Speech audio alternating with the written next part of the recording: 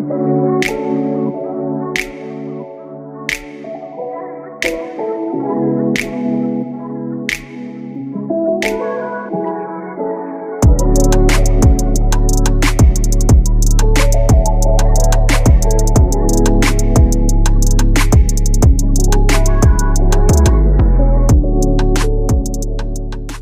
name is Alisha Cooper-Wells. I am here to help you generate, monitor, manage, and grow. So our foundations, do you have all of the pieces? Set up everything you need to qualify for business credit and funding in the beginning.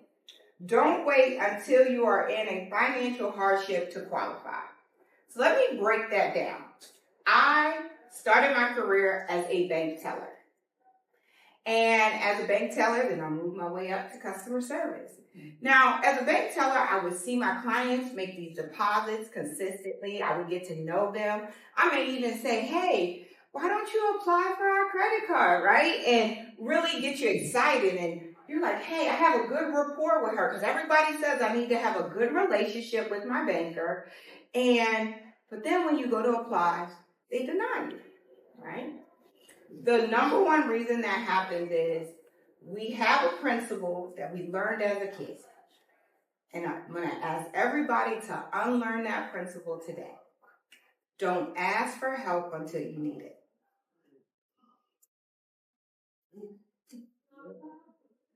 If you continue to wait, then you would have to view the bank almost like the church, that they see your potential. They see who you can become versus them making a decision when you are at your best and growing.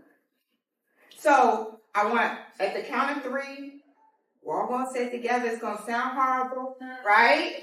And this is all about mental health as well, right? Changing our programming surrounding our relationship with money and our traumas. Because if you fix your money traumas and your relationship with money, you won't be so afraid of debt to even begin with. Okay? So what we're going to say all together, I'm going to say it first, I'm going to say it again, is, thanks for holding it, it's okay. We're going to say all together, I won't wait for help. I won't wait to need help to ask for help. I won't wait to need help to ask for help. So on the count of three. 1, 2, 3. I won't wait for help. Need help. I won't wait to need help to ask for help. Okay? That is so important. So these clients that I would meet and I would build these great rapport with, contractors, engineers, doctors, any field you can think of, everybody's making deposits and cashing checks, whether it's at their 9 to 5 or their employment that they hope to grow. Oh, awesome. Well, I skipped a rep. So with that said, we have to, as adults, unlearn, okay? And that's a big step to make. So if you're here to unlearn some of the things that have programmed you around money, you are in for a treat. You're going to feel more optimistic, but more optimistic because you don't have to do it alone. You can work along with me. So just to tell you a little bit about myself, if you could go. So I mentioned I am a serial entrepreneur. I have 150 doors. I buy back the block. I own commercial real estate. I own a poppy store, a Chinese food restaurant, houses, and commercial real estate. So it's not just residential. I'm a commercial lender, mortgage broker, insurance broker, underwriter, and the hardest job of all, a wife and mother of 4. And I do this because I have a special charge. So if you wonder why I wear this random key around my neck, I am not a latchkey kid. I can keep up with my keys quite well. But I need to learn how to anchor myself and focus. So I believe key stands for knowledge empowers you. But the biggest part of this key is my grandmother's house key. So I walk with a charge every day to help people that I interact with meet their financial goals. I am an economist, and I have several courses, Biz Credit Express, Biz Fund Academy, $1 Million Machine, Marriage Millions, OPM Syndication, and Recession Riches. So I have to read a disclaimer to all of you. I am not your attorney or an attorney, accountant, certified planner, or certified planner. All the information shared today and in your workbook is for entertainment purposes only. You must and you should consult from a person certified in your area of need. And if you need us to work with, so please make sure you've signed in so that we can follow up after this presentation. So, why have a financial plan for your business? Like I said, the bank, when you walk in, they tell you you need to have a plan. They may say a financial plan. They may say a business plan. Every class you take probably tells you a business plan. They even hide it behind fancy words like exit strategy, right? Or succession plan, right? What do all of these mean for me, small business owner? I can print out my bank statement. Is that what you're talking about when you're asking for a financial plan? Or are you just asking for my ideas when it comes to a business plan? Are you asking for my projected income when it comes, right? All of those things get really confusing, get really overwhelming. And then we're trying to figure out, well, what the heck do you want, right? So when they're asking you for a plan, remember, everybody agreed to unlearn, right? Mm-hmm. I want us all to go back and dream. That first plan that you put together should be your dream of what your business looks like. And I want you to exchange the word dream to your projected. So write that down, dream and projected.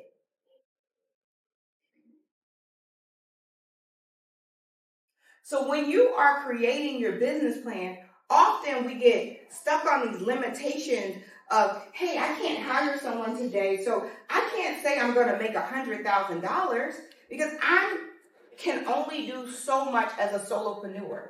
Now, you may decide that your plan, you only see your business being just you. But if you want your business to be more, right, if you're saying, hey, I look forward to hiring people, bringing people in, that is the financial plan they are looking for. They are looking for you to provide those numbers and do some research on what do those numbers look like. If you hired 4 people as bartenders and they come in to work, how much do you have to pay them? How much do you have to pay in matching taxes, right? That's another one of those expense words that new entrepreneurs seem to leave off of their business plan. Because they're like, hey, I'm going to pay this person $30,000. Well, it might actually cost you $40,000 to pay them $30,000. Because you have to consider the matching taxes. You're now not just using the $10,000 that goes in your bank account. You're now having to pay FICA. and if you want to give them benefits, these are all things that go along with it. All right? So I'm trying to give you the words so that you're not overwhelmed when you hear them from a lender. Okay? So do you have the foundation? Do you have all of the pieces? Next slide. Set up everything you need to qualify for business credit and funding in the beginning. Do not wait until you are in a financial hardship to try to qualify. So to finish the story about my client, he was a contractor. He was bringing in $10,000, $5,000, $6,000, $20,000. And he did this consistently for 8 months. He was doing well. He had bought new trucks. He was excited. And every week I would ask him, hey, would you please apply for a business line of credit? I don't need any money. The checks are rolling in. Well, the checks slowed up. And he now needed a business line of credit. And he sat down to apply. And I said, hey, you have 8 overdrafts on your bank statement. He's like, yeah, that's why I'm coming to you, because I need it. I said, the bank is not the church. I know you need Jesus now, okay? But you have to come to us when you don't need us. When it's good. And that is where the product of a line of credit can be great. So I want you to write down business lines of credit. Business lines of credit can be great for you because you only pay interest on what you've used. It's not like taking out a loan where you're making payments on the whole amount every day. And they work very similar, or a business line of credit could be just a business credit card. So don't think, oh, I'll never get a credit card.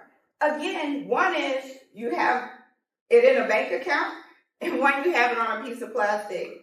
That even the one in the bank account, to use it, you got to put it on the debit card, which is a piece of plastic. Again, right? We're willing to unlearn today. I see some faces like, I'm not getting a credit card. I refuse to let them force me to get a credit card. Well, that is usually the introductory step to getting to that true business line of credit, all right?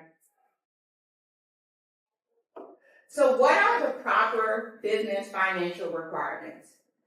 LLC or some form of business entity and paperwork. If you are operating as a solopreneur or as under your own name, as a person versus an entity, the guidelines on qualifying you are actually harder. When you operate under an LLC, we can use the cash flow from your bank statements to approve you for a loan. If we are using you as an individual, we have to use tax returns, paid stubs, and if your tax returns show declining income or money owed to the IRS, that could disqualify you. But in the business space, take your rightful deductions, baby. Okay? But we're often playing in the wrong game. We're trying to play the LLC game based on our taxes, but then we're operating our business bank accounts as an individual. Explain that. Sure. So let's say my name is Alisha Cooper. I open up a bank account as Alisha Cooper. My Cash App says Alisha Cooper. When people pay me at trade shows, it's Alisha Cooper. Because it's so much simpler to get that merchant account from Cash App, PayPal, Zelle under my own name. So you think, right? It was simpler to get or easier to get, but now you can't qualify for a business loan because that is not business income. That income belongs to you. And those deductions, even though you move it over, which most of us do, those deductions do not actually apply to you. They apply to the business. And that money belongs to you.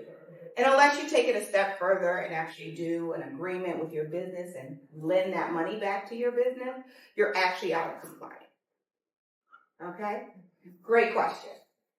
Make sure you have an EIN. That's your employer identification number. Again, some acronyms. Some employers are going to ask you for an EIN. Some employers are going to ask you for a TIN. That's a tax identification. It's the same number. Some of them are going to ask you for a FEIN, which is the Federal Employment Identification Number, which is the exact same number. Remember I said I want you to walk out here and feel more confident when they say these things. Like, hold on, no one's ever asked me for an FEIN. I just have an EIN. And then we get stuck, and we stop. We stop the application, we stop applying because what? We think we don't have it. Having a business bank account with a balance and a strong bank credit score. I read that correctly.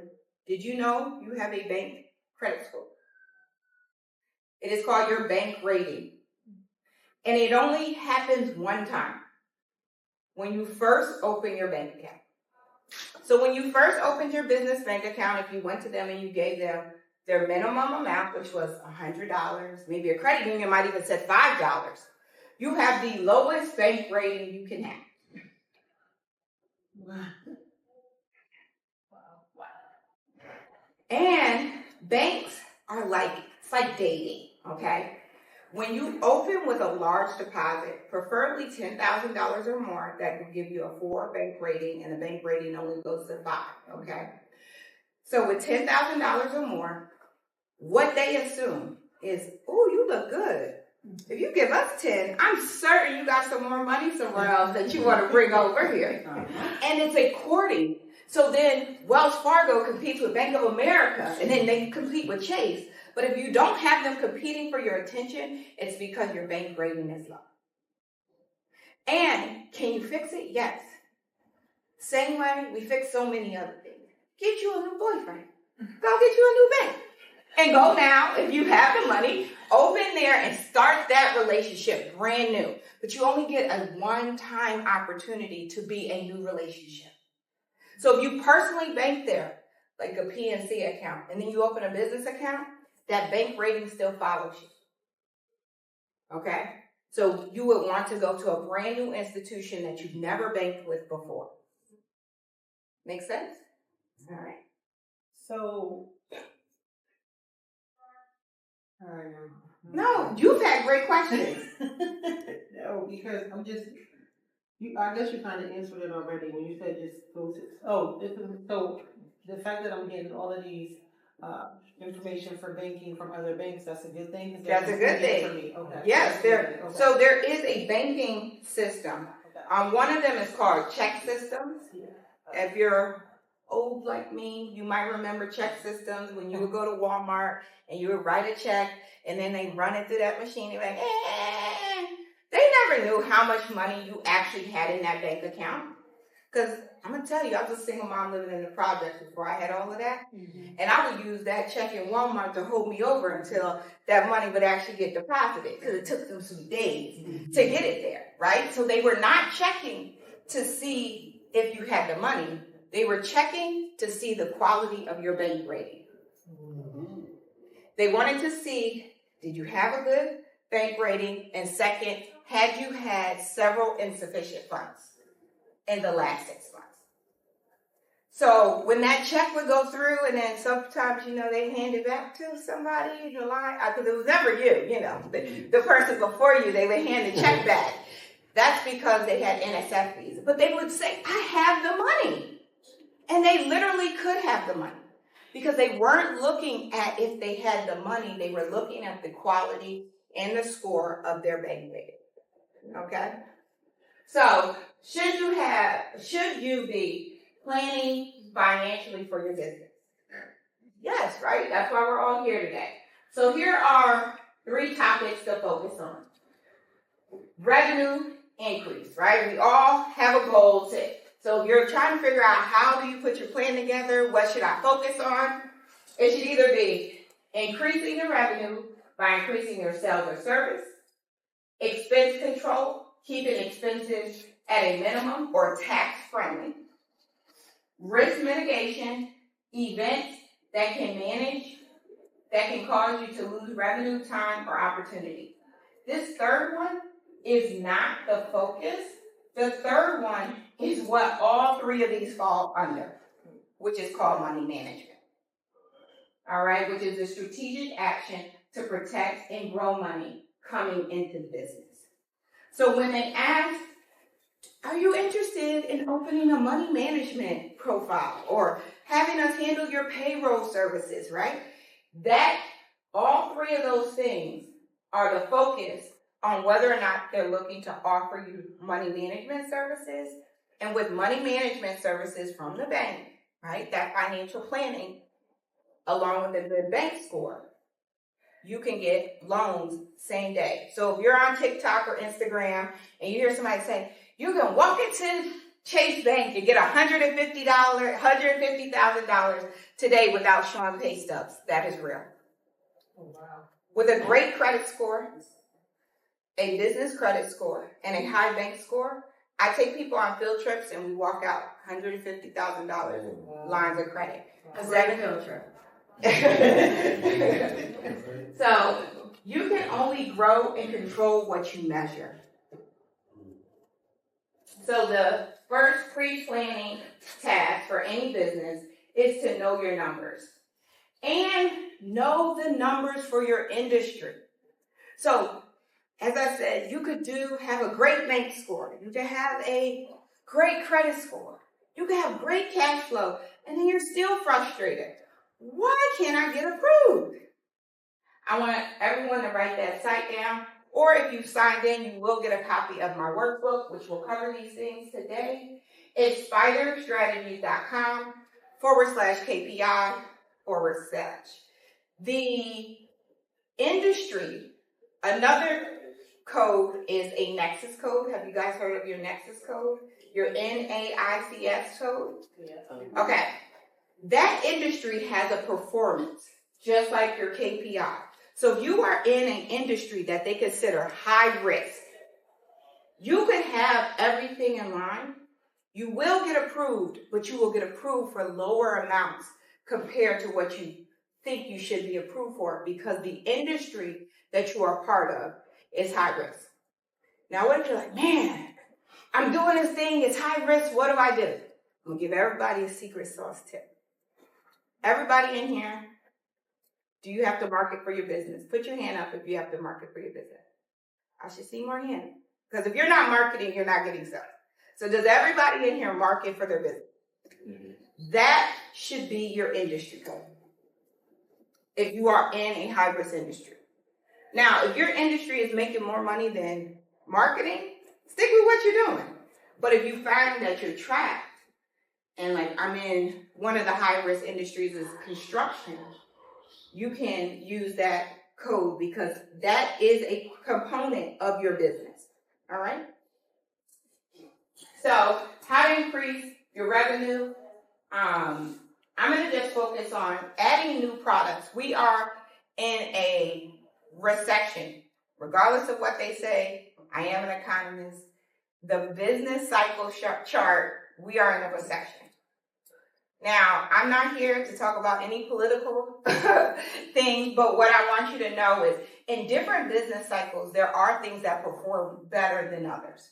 So when we were not in a recession, buying new buildings, building new construction, that's awesome. Expansion is great. But when we're in a recession, now they want you to multiply what you already have. So this is a season to work on cross-selling and adding more products to what you already have. All right. Expense control. I am a person that is not big on cutting. I don't believe that you should cut. I believe that you should budget or allocate. But I think the biggest thing that we all miss is we don't know the cost of the product that we actually sell. What does it take for you to produce your product?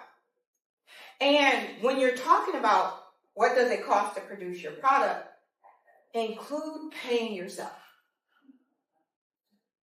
Because the bank wants to know that if you moved out of that position, the business could still sustain if you had to hire someone to come. It's very risky just to lend money to someone and you're the only one that can do it. And so many times we do it because I'm like, I'm the only one that can run my house the way I run my house.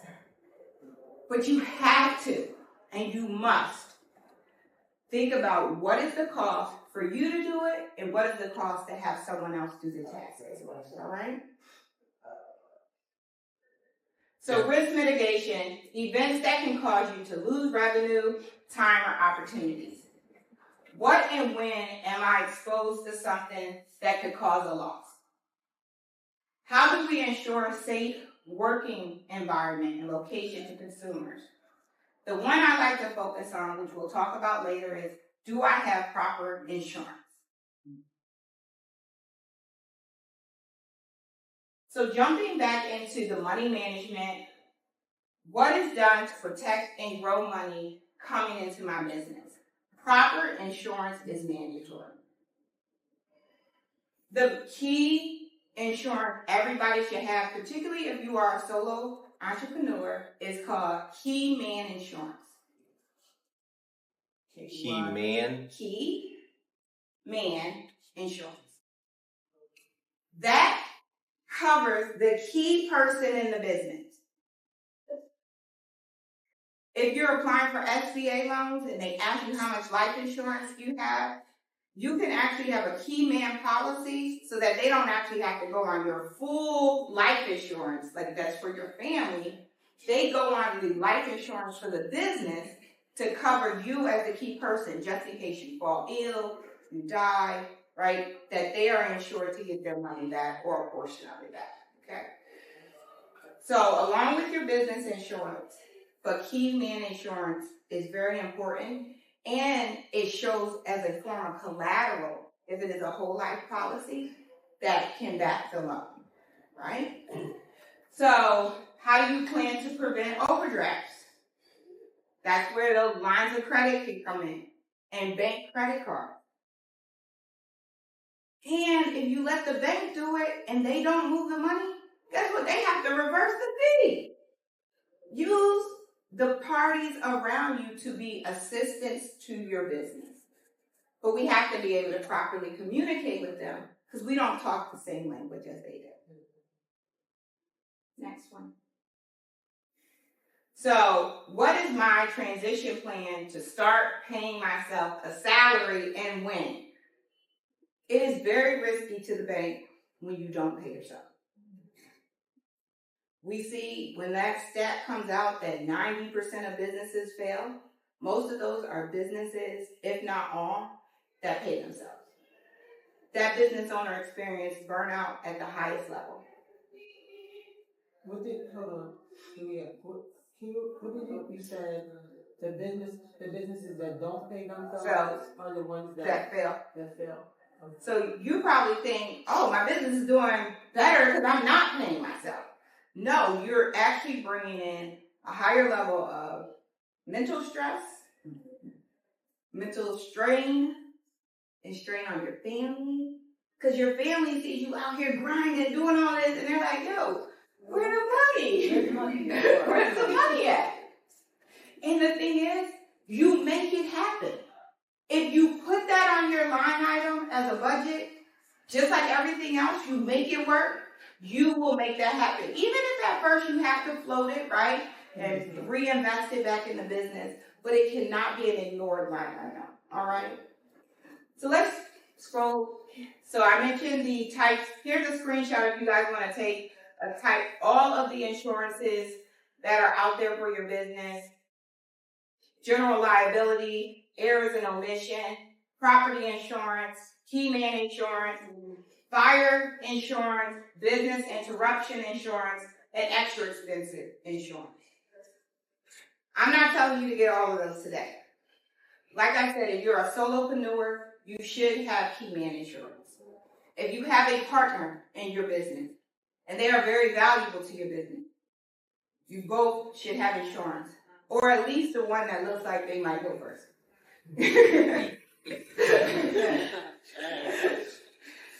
I felt that makes you laugh.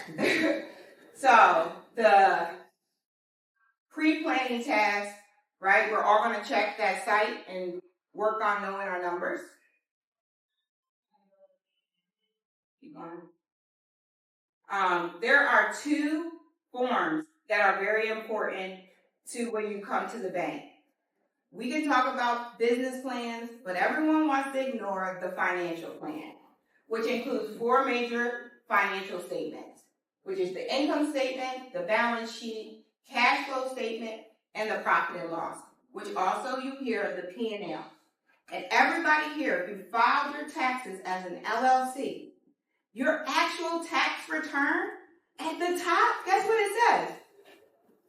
Profit and loss. You have a P&L. So if you didn't apply for that loan and you're like, because I can't get anybody to do my P&L, you already have one. I see some faces like, what? Because you don't know what the forms are because they're not talking the same language. Keep going, Ashley. All right, one more. So you can play all day if you are not dedicated to the execution and the diligence required. The plan is of no benefit. So, keep going. You can scroll almost to the bottom. Yep, right here. We have a course that can help you build business credit.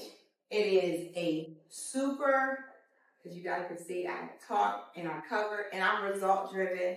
So we have a course called Biz Credit Express that we can help you build business credit, build business lines of credit, and access business vehicles without needing pay stubs.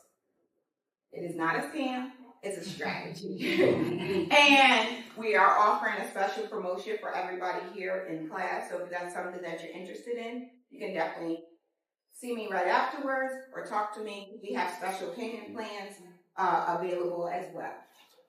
If you're looking for funding yourself, you can go to GoFundingSolutions.com and apply there. And you can also, if you need a mortgage, we do lending. You can go to Miss Cooper Home Loans. It's a free downloadable for mortgage truths. And then I also have a book on building good personal credit, which is called Empowering Your Finances. So you can go to empoweringyourfinances.org. I am giving out a free workbook based on the things that we had to get through. So if you missed anything and you were taking notes, make sure you scan that QR code. Or if you have signed in, and I will send you a copy of the workbook for today's session. Do we have any questions? I have like 3 minutes for questions. I have one. Yes. So when you was mentioning the like profit and loss statements and stuff, like what is there like a software or a book or something that like you could use to practice those? Yep. Like, You could practice if you go to it's Robert Kiyosaki Games. Like everybody know Rich Dad Poor Dad. mm-hmm. He has a game called Cash Flow. And the key of that game is playing with financial statements and income statements. Yes. I'm a huge fan of Lamborghini. Okay. Do you still have your, is it a Gallardo that you have? No, I don't have a Lamborghini. I am now driving a Porsche Panamera. Okay, all right. I thought I saw you in there. Okay. Oh, the black Lamborghini. The Yeah. black one. I get lost in like money going out versus money coming in, and like it get real messy. And I'm not worried. You know what I mean? Yeah. I'm not accounting or So anything like I that. do a lot of businesses, and when it came to scaling and hiring people, I did have to start working now as a CEO. I had to work on my business, not in my business. So I had to start I have weekly meetings with my staff members, and then I hold them accountable. Right. And I'm quick to fire. Can I get that last question? Yes. All right. So what's your what conscious decision did you make to first start your effort towards financial greatness? So were you in here when I talked about my key? No, but Okay, so this key that I wear is actually my grandmother's house key, and I walk with my ancestors daily. I've been charged with the responsibility to help individuals reach their financial goals. My grandmother had her funeral planned to a T. Like, she gave us a folder in there that had what picture she wanted in her obituary. She had already picked out her casket. I had dealt with when it came to burying my great-grandmother, and it was not like that. So she took that first step for our family, that it was easier for me to mourn and be present in that moment, because I am like that take charge person, that so I could heal. So that was like my first step. And then the second one is, it's really life events. I was going to end up with a divorce if I didn't learn how to scale. Because my husband's like, yo, you're in the office till 11 o'clock. I don't put an office in the house. And I'm like, but my clients don't know how to fax their paperwork to me, and I need to be able to meet them there. So then I had to start hiring somebody else to meet them there, right? And that's really, life events is what did it for me. You know, but also I was hungry. I was single mom in the projects first. right. So you got to be hungry. So that's time. But I hope everyone has signed in. I look forward to connecting with you. If you have questions about our course, you can definitely meet me right here.